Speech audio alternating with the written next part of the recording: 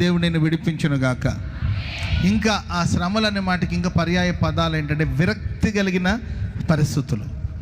లైఫ్లో కొన్నిసారి విరక్తి చెందుతూ ఉంటాం. ఆమె ఎందుకు పుట్టామో, ఎందుకు బతుకుతున్నామో మనకు అర్థం కాదు.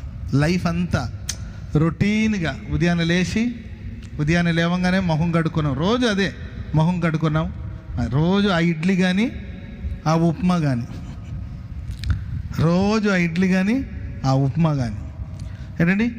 వెళ్ళాము డ్యూటీకి కానీ చదువుకు కానీ వెళ్ళాం, తిరిగి వచ్చాం, తిన్నాం, పడుకున్నాం, తెల్లారింది, మరలా డైలీ రొటీన్. ఇట్లా కొంతమంది జీవితంలో రొటీన్గా లైఫ్ని లీడ్ చేసి ఒక విరక్తి కలిగిన స్థితికి వచ్చేస్తూ ఉంటారు. నువ్వు విరక్తి చెందుతున్న పరిస్థితులు ఉన్నావా? నా దేవునికి తోడుగా ఉండి ఆ విరక్తిలో నుండి దేవుడు వెలుపలకు రప్పించునుగాక.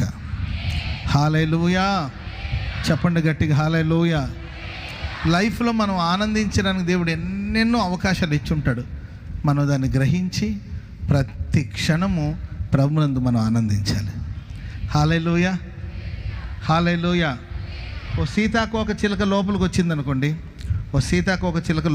వెళ్ళింది అనుకోండి, అందరు చూస్తారు. ఏంటండి, అందరు చూస్తారు. అది వచ్చిపోతుంటుంది, ఏదో వచ్చింది పోయింది అంటారు. అదే చిన్నపిల్లలు ఏం చేస్తారు చెప్పండి, దాని వెనక